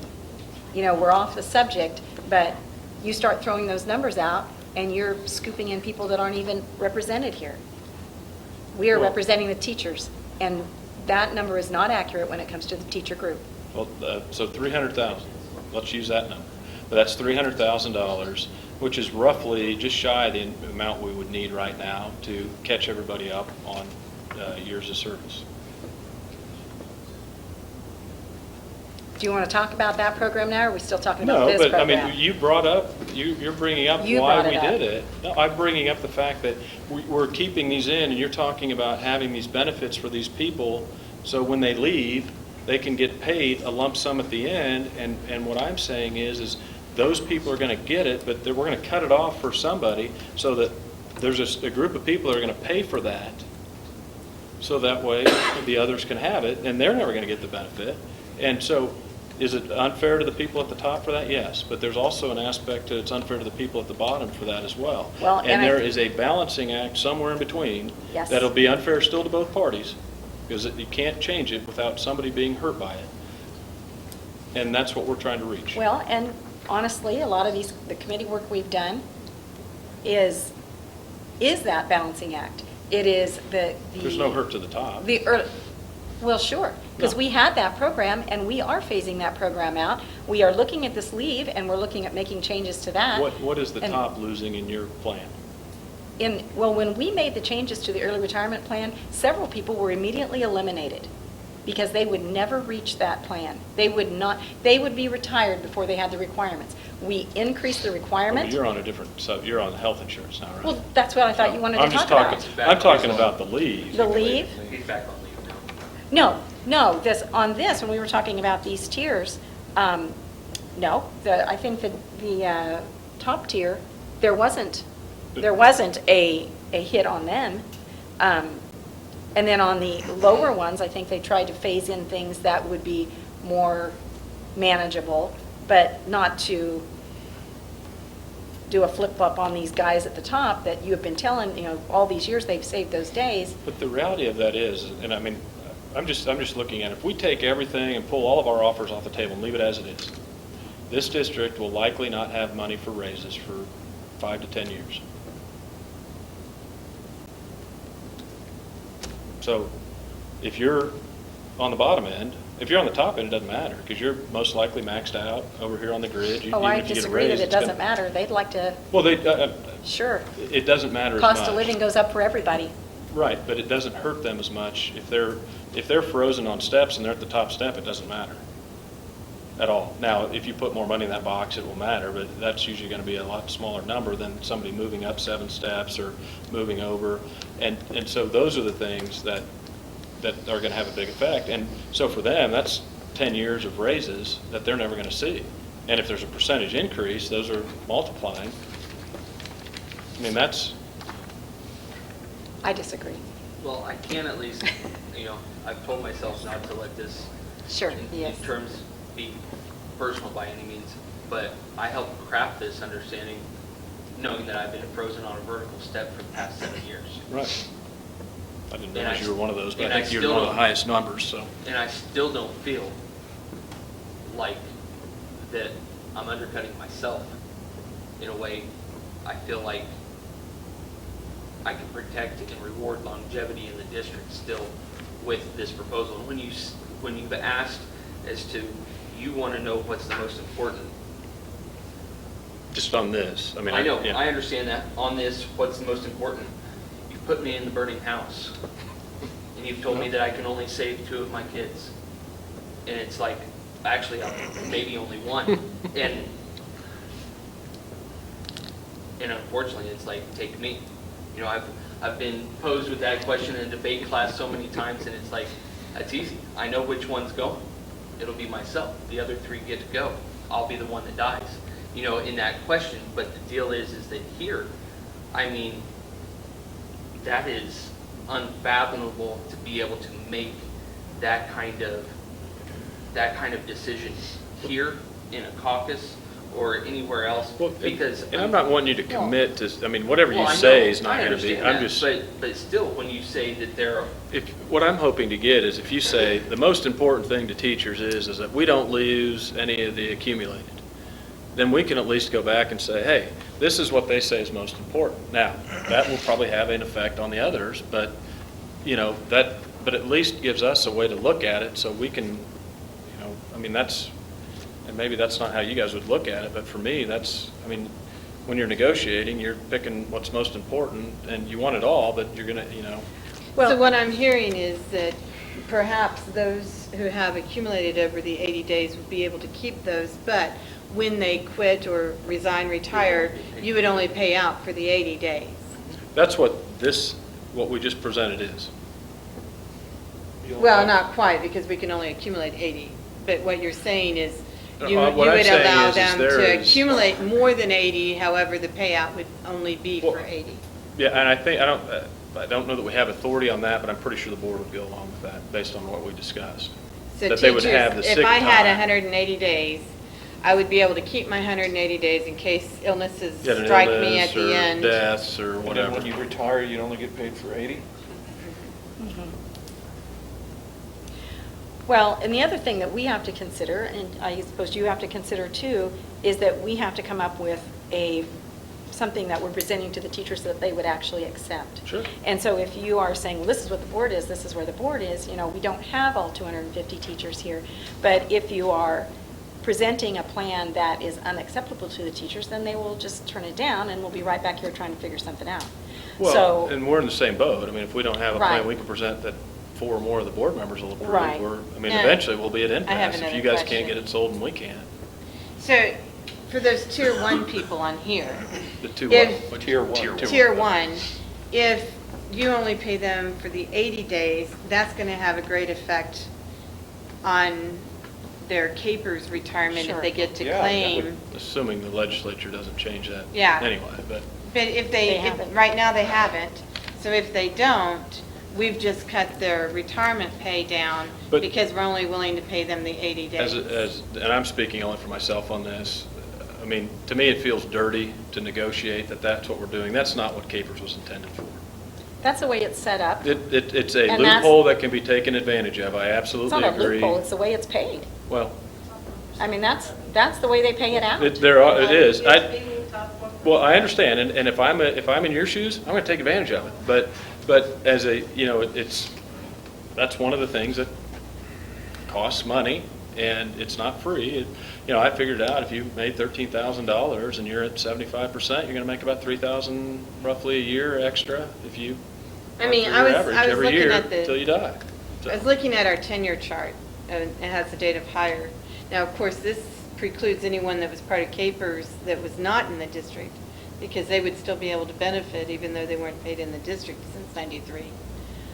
But we have approximately 55 teachers that are still here that were hired in '93. hired in, or? Well, or have Tay, been a part of the I district? guess It would be in that- that tier 1. And that would be in tier 1. That would be in When tier, they're before except, I forgot, it's July Before 1, '93, 93. right? It's July 1 of 1993. So you think it's 55? I counted about 55 that I thought were still here just off the top of my head. And July 1 in '93, you'd take off 1, 2, 3, 4, 5, 6, 7, 8, 9, 10, 11, 12, 13. 13 of those, so you're probably talking around 40 to 45 people. And did you But- take out the ones that already retired? Yeah, that's what I did. Oh, okay. Yeah. I counted. Oh, okay. But, you know, if someone worked for CAPERS in another school district before and then came here, they would still be eligible, even though we didn't hire them July 1 of '93. So it could be more than the 40, 45. But for our hire date, there's probably around 40 to 45 people That were before 90. that were before July 1 of Right. 93. And And- let me just, I want to make sure I'm following what you're saying there. And you're talking off of your plan, and you're saying that that would be, I think your See- plan said if they were in capers. July 1, before July 1 of 93. So it doesn't, so your plan really, I mean, when you look at it, your plan isn't a longevity plan, it's other than a longevity and capers plan. Right? Right. It's not a longevity at USD 49. Right. Right. It was people It who was are in the- that, who are in, that was for And people. I think the board would be much more inclined to reward those people that worked here than that have just worked in capers. So you're saying that tier 1 you would be willing to pay out all the accumulated days if they were in the district? Certain number of years. Then- We'd be more inclined to look at something like that than if, looking at those that worked 20 years somewhere else and been here 5 or Well, I think whatever. that's something that we should, because that's something that's been asked from us quite often. There are teachers who have concerns about that, and that is their income for the rest of their life. That's not going to go up. And you may not philosophically agree with that, but they have stuck around and they're concerned about that, and that's a way that we're helping them, And- and it's not. That's a what? better argument for those that have been here a long time. Well, sure. Versus somebody that worked in another district 20 years and said, hey, Hayes has Well, if got great someone benefits, worked- let's get over there, we'll get cap out at the end, and Well, if someone worked Well, in if they another. worked there for 20 years, they wouldn't be able, they might not even make the investment. But Right. Now, did your proposal remove any investment? There's no investment. Because this plan that the committee came up with kind of grandfathers those people in, so we're not hurting their retirement, and we shouldn't try to hurt those people's retirement. That's the amount that they have now, and why would we want to take away from we're that? not trying to take away from anybody's retirement, but Yeah. we're not trying to overinflate it either. It's not overinflated. That's the way it's set up. That is an earned thing, and that's Well, what they're if we paid paid for. it out next year, in the What? next contract year, and paid it out then, and paid the same amount, would you have a different position on that? I'm sorry, I don't understand. Well, if you paid, let's say it was $10,000, and instead of paying, and they retired this year, we paid it out in next year's contract year. Like for They me? still get the money. Right. Right. It Well, then I think that- doesn't count towards this year's salary. Count towards next year's. It depends on whether you consider it still severance, because that's the. I understand. That's the true protection under the capers clause. That's the reason why they made their own It's the- capers tiered. Right. I mean, because I don't think that you can necessarily say that you're taking advantage of the public employment retirement system when they themselves created the tiers. Yeah, it's their tier. It's like we're not writing our own rules. We're I just don't- saying, that's the rule. I think That's this the is way it probably is. an argument that's not going to be that important, because I have a feeling it's going to be part of Well- any bill that gets passed before this is all said and done. The way And if it sounds. is, then, and we may not be done, so then maybe we look at that and in light of It what the. becomes a non-issue at that point. Right. So that could be. If the law changes, But then that's a moot point. Even But- on that, I don't think that issue is that important, because I think we're willing to talk about those issues. Sure. I was telling you my personal opinion on how I feel that is, and that's why I clarified it, that was my opinion, not the board's, so.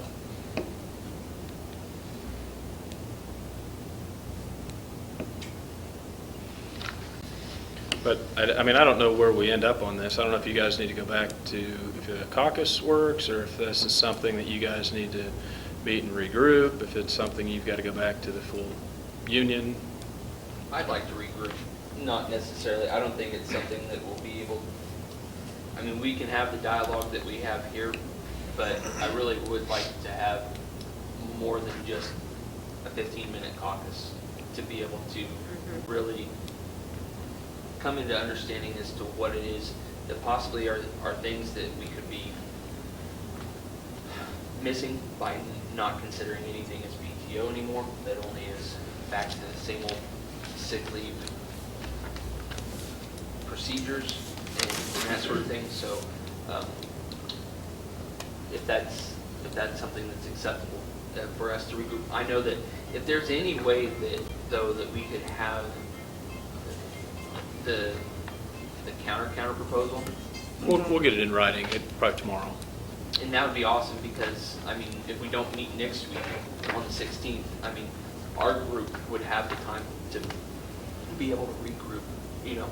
I think our goal is to start knocking out some of these issues, either, Oh, you yeah. know, to where. I think that's why. And that was kind of what, when we talked with the board last night, we said, look, we need some room to move. We can't, I mean, take it or leave it offers, or, you know, here's what our offer is, and then you guys go talk about it and get back to us, and then we go get back to, I mean, we'll be here 2 years from now. I just Sure. do think that it was a little bit of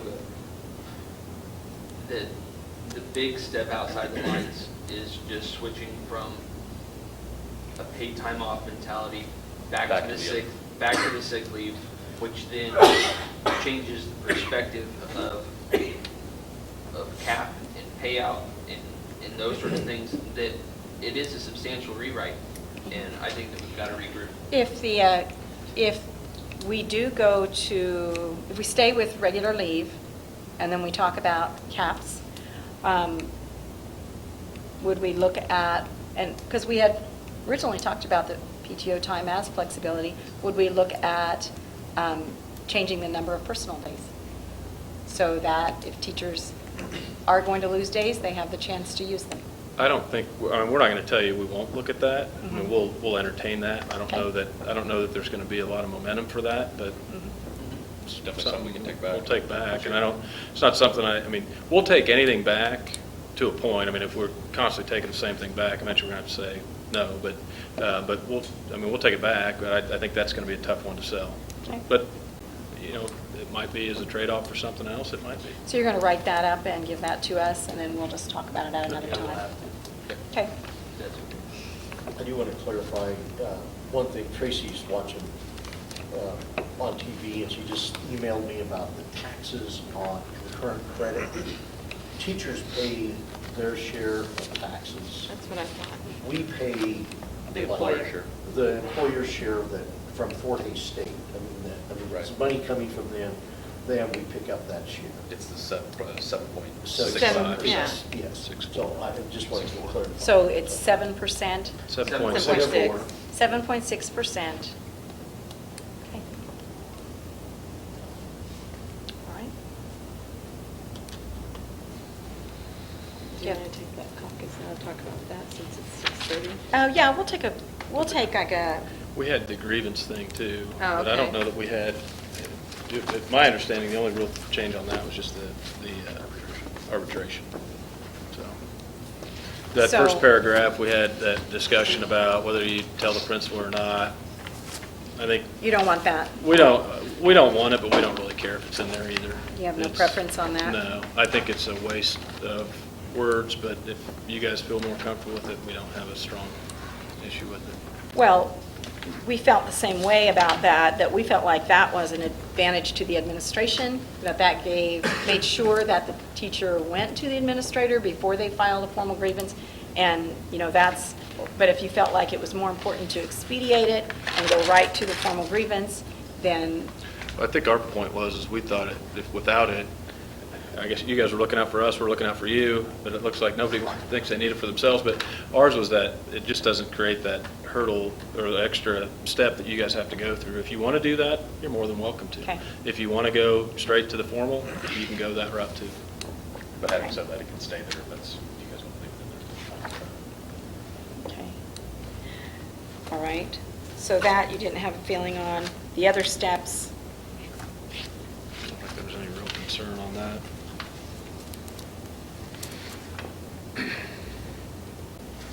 well, we had talked about the binding arbitration we have in there now.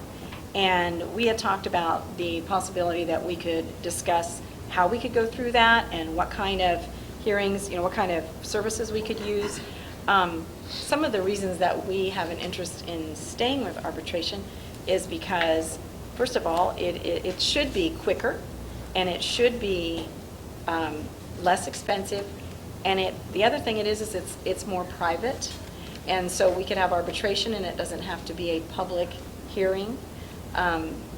It's my understanding that if you wouldn't have the arbitration and your only option would be to go to court, then, that's going to require attorneys where the arbitration, if we have a teacher who wants to. We're going to have attorney fees for arbitration too. Well, you are, but you're going to have attorney fees for court too. And the teacher, though, could go through the steps. They could go to arbitration without an attorney. They may not want to, but they may want to. But they wouldn't. You go to court But they without one could. too. Could they file a lawsuit without one? Yeah, absolutely. People do it all the time. Well, It's not very advisable. I'm going to say they probably wouldn't. So, the arbitration to us is important because if the board has the final say on all the grievances, then where do the grievances go that are against the board? How is that fair? Because to me, this is fair. The court system would still be open to you. Why would we want to take it to the courts? What is the benefit of that and airing all of that in public, employing the attorneys, and why would we? See, for us, we're a public entity, so we've got to do nearly everything in public. And so we don't have a problem doing it in public. I mean, I understand that an employee might not want to do that, but, I mean, if they're that, anybody else that I shouldn't say anybody, but 90% of the population, if they've got a problem with their employer, they got to go through the court system. And nobody in this room here, you can, everybody can go look it up, they can go sit in the hearing, but how many of those do you see publicized in the Hayes Daily or elsewhere? Very few. I just know the board members who went through the lawsuit, or back in 91, 92, they said they'd never want to experience that again, that it was just horrendous. And I can remember the division in the public eye. And But you're going to have that on arbitration too. no, you don't. You don't advertise it. Well, but we've got to have, just on the. I mean, very few people knew that we went to arbitration back in 96, 97, 98. I can't remember when it was.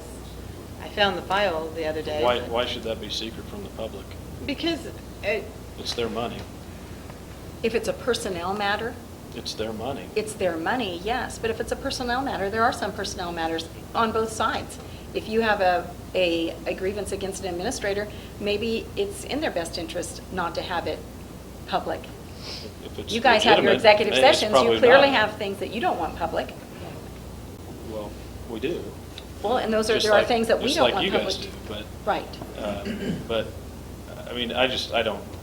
I understand that you guys don't care for arbitration, but that's something that we have in there that is a fairness. It's an impartial third party to the teachers if they have a problem. And we already lost due process. That's our last shred of a third party opinion.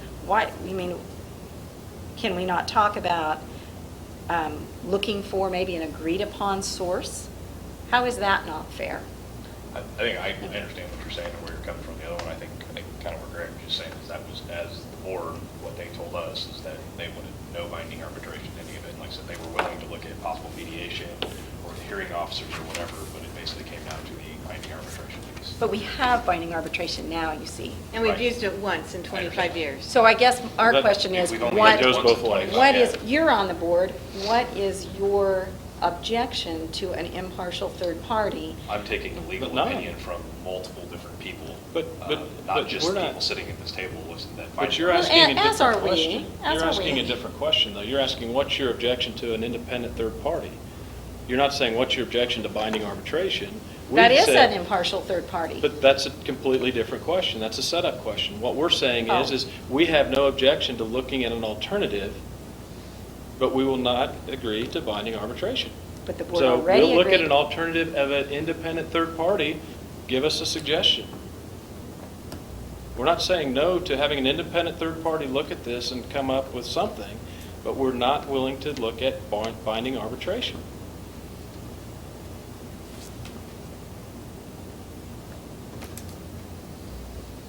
So you're proposing that you just strip it out of the contract? Yes. And replace it with. And replace it a with- different version with- of a third party. That we agree on, impartial. or a system or party or something that we agree on. But if you have That's non-binding. arbitration, then you still have the last Define say. say That's not what we're Right? saying. No, see, No, what you'd because have, it's still well, no, the court would have the final say. So you'd want it to go to the court? No, we're not saying that. But we'd want to If have it the did go option to to that, do they that would if have we the final needed to. say. third party would sit on this, and then if we would say, okay, the teacher wins or whatever, and the board doesn't like it, they can take it to the board? Or That's the not board worth- wins and or the teacher vice doesn't like it, versa. they can take it. Yeah, it cuts both ways, and, you know, the problem is when you get to some of those issues, it's tough to come up with an independent third party, and then you get to the situation of. If what's this is the a, benefit? if this is a, this is Well, a what's the issue benefit? that Might as well is, just go to court. Yeah, how this- does that save money? Well, it could be Or cheaper that time? way, because you're going to split the cost. If doesn't everybody's save okay time. with the ruling and everybody feels good afterwards, then that might resolve it. But if, But- depending on the issue, you know, I each guess- one or both sides could say, I don't care what the ruling is, we're going to court, and even that might not be the end of it. You've got appeal rights after that, so. But I don't know that this is an issue of what's cheapest. I mean, it's just, But you're only talking about money, that's what I said. What's- Yeah. this one's not a if this is quick, financial. if it's quicker and it's less expensive and it's more private. It's not less expensive then- for us, though. It could be less expensive for you, but if it's less public and it's quicker, Dean? I guess I don't understand. And we've also, how many times have we Bill. used it? We've been here 25 years. But we can go back to last year, we got into the ramping up of this, and the amount of staff hours and attorney costs we had to just get ready to start heading in this direction on a grievance was very expensive, and we didn't even get to that point. So we're going to have those costs. I mean, you can say, well, you don't have to have a lawyer. Well, that's not a very, very smart way to handle it.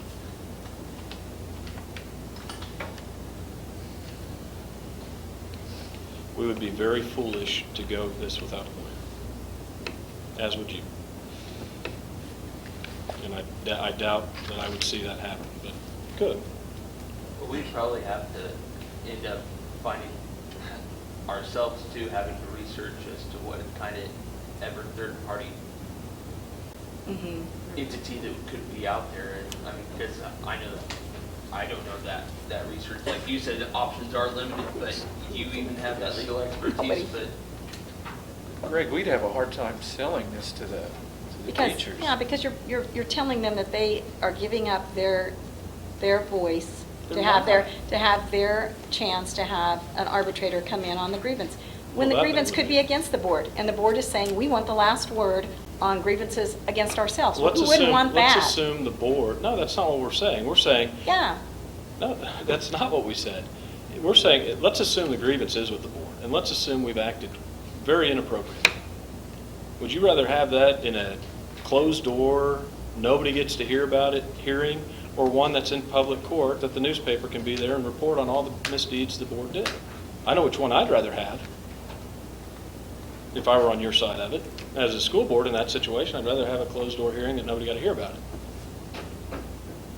But that doesn't suit the public's interest, and I think the right thing is you have, so we're not closing the option for them, we're actually giving them a better option.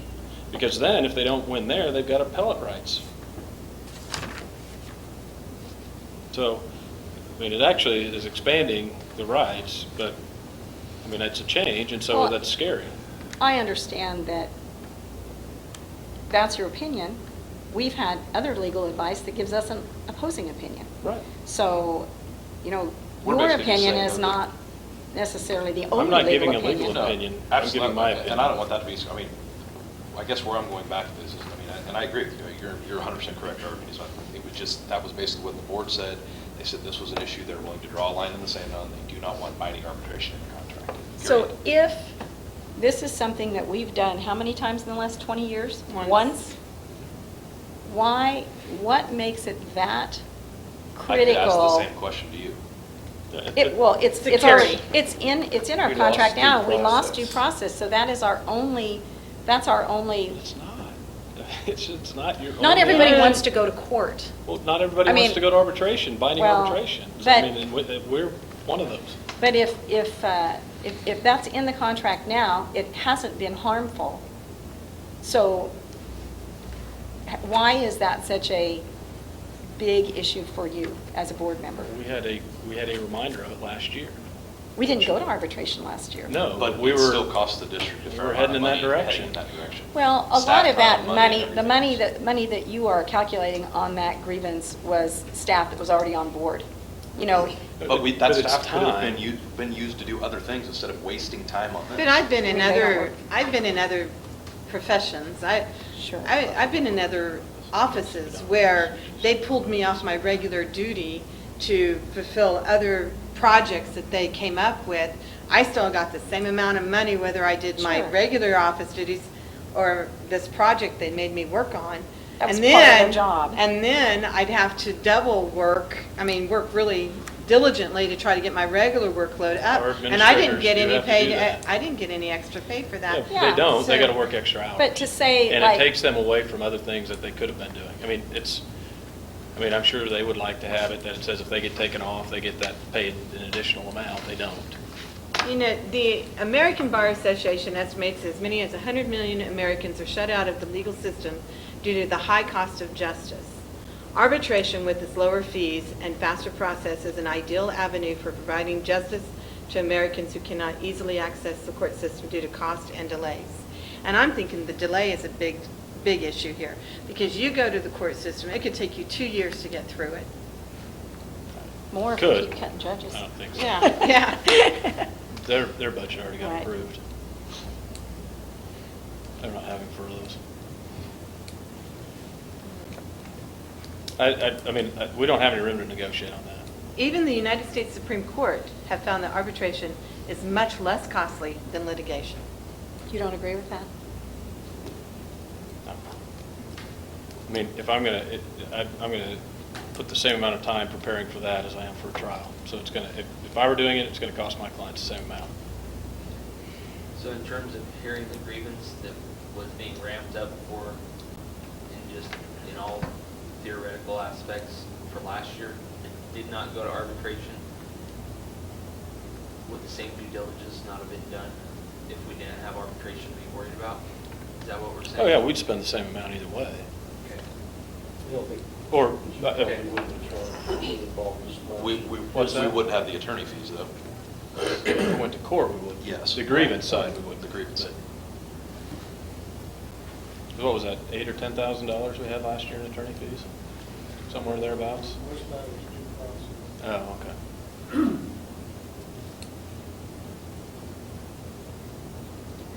Because we didn't go to a hearing on anything last No, year. no, well, we did have that, we did have a hearing last year in front of the labor board, or whatever, labor management board. You were talking due process, Harry. The due process, But but that that's not wasn't the this. arbitration and the No. grievance. No. We had a grievance. So your Yeah, the fees, grievance that was resolved with the grievance here, Right. with the labor management. so your lawyer fees weren't as great for that. No.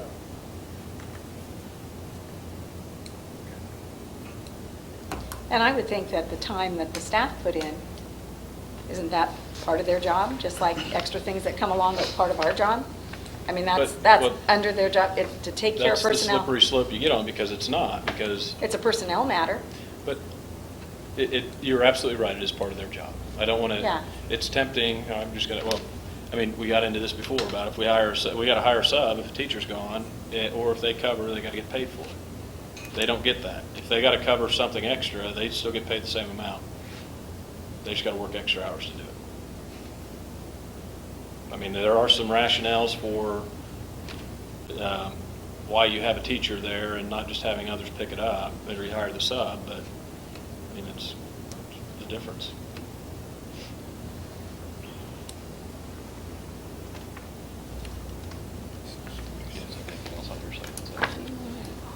I think that we need a caucus. Yeah. Just for 5 minutes. You know, is that enough? Yeah, we'll be right back. Is that enough? Yeah, 5 or 10 minutes, because I think that for what it is that we were going to talk about on. This concurrent credit thing, and then we could come back with a, Schedule too, Little if you guys something. could just talk about when, if you know, is it just 2 weeks, is that when we're meeting? 2 We We know weeks. talked about maybe next week, that was brought up, and I thought we were off that. We're not off meeting next next week. Okay, well, somebody The said next something time about is the if we 23rd. don't meet next week, so I'm just curious. I don't 23rd. think that we ever signed anything. No, Okay. June 23. Back on the 10th.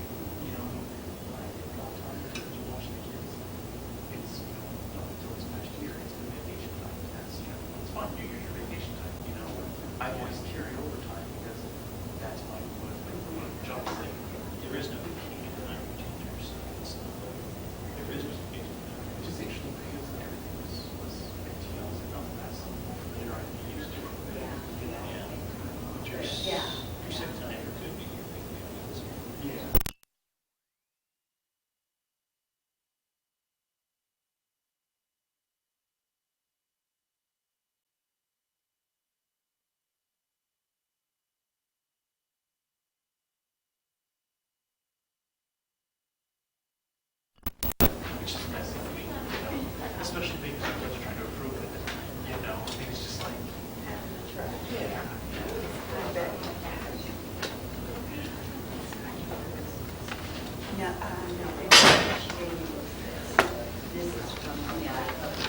Hey, the only thing is, I don't want to pay, oh, shoot, I don't want to pay the taxes at the old rate. What do you mean? Which rate? I only want to pay the taxes if we get the Oh, no, 85, I if it's can put more that over. than whatever amount is greater. Oh, yeah. I don't want to pay the taxes if I'm paid at my old rate. Well, that's, you know what I'm saying, that would be.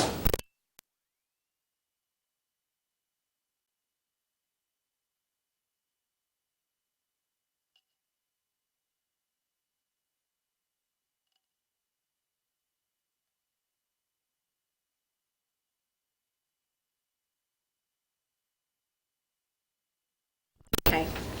Well, we did talk about the concurrent credit, and we thought we kind of had some agreement, but now we're having some second thoughts. So we don't want to make a rush decision on that.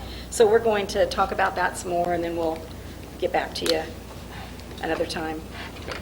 So- Because, Oh, go ahead, sorry, I thought you were. oh, we just need to look at all the aspects of that, because, there's two different rates of pay. There's the percentage, and there's also the set amount, and where those taxes fall. We need to look at that.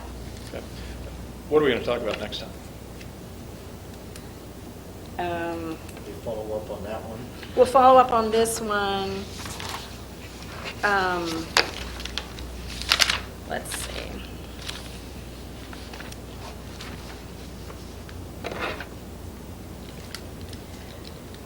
Let's see.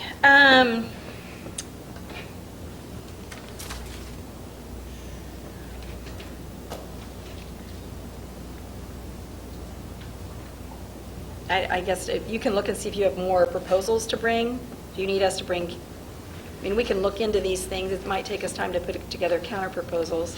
One thing that you had on your list, you had something about the extended contracts.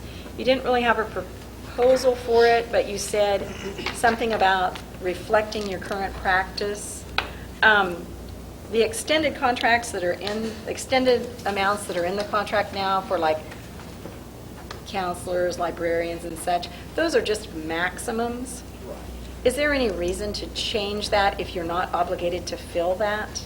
I mean, if that is set there in case you do want to fill it, that is a maximum. But if you want to say it's 0, you can do that. You don't have to fill it at all. You put that on your notice, but is that something that really needs to be changed? What page is that? It's on your notice letter. You have this section should be updated to reflect current practice. We'll look at that and get back to you. Does it specifically say that about extended contracts? Because if it does, there are very many reasons. Does it say what? About that those are the You maximum. were going to number. look at those. Well, I believe, Staff, and I don't think there's anything we have. Yeah, I don't think. there is. okay, So because we need to look at it. you noticed I think it. the conclusion was we don't have it. Okay. So that's something that we're not going to do anything That with? became a non-issue? Because those are like a supplemental, and you don't have to fill them if you don't choose to. Okay.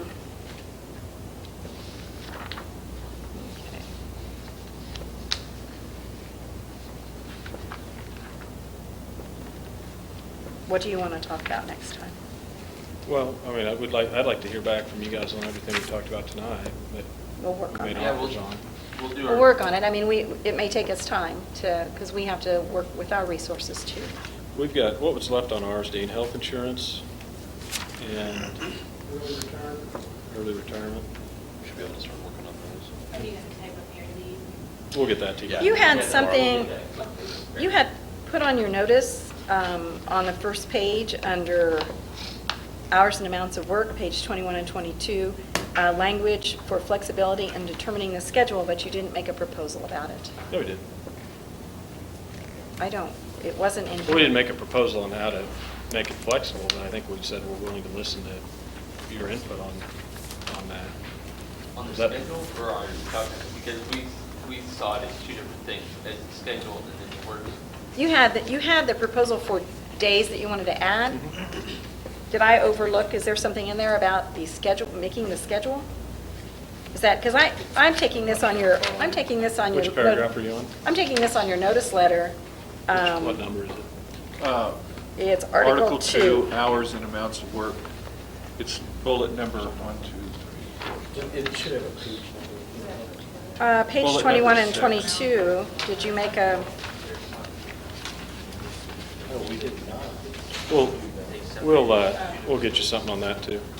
Yeah, I know what you're talking about. We did Well, not, we just not in our. I guess on this one, the schedule, the actual like work sessions and the schedule, the work day schedule is a mandatory topic.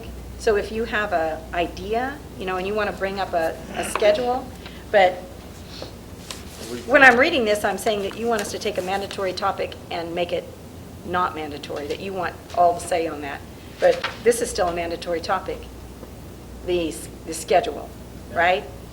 So are you suggesting you're going to put together a proposed change in our work schedule? Or are you just saying you don't want us to have any say in our work schedule?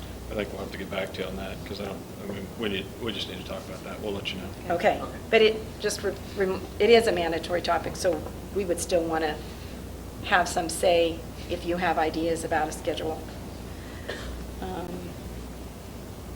Still salary and wages. Salary would probably. Salary and wages. I don't know. We We do won't. that on No, June 23. No. I don't think you're anywhere near salary talk. No. That's usually the last thing, and it's usually best left, I don't think, but we couldn't offer you anything right now anyway with what's going on in Topeka. Right. To expect. We'd probably come with a negative number if we had to. I don't think anybody'd like that. Okay. Okay. Thanks, Ted. And we're meeting at 5 o'clock again? Yep. It's 5 o'clock? 23rd. 2 weeks?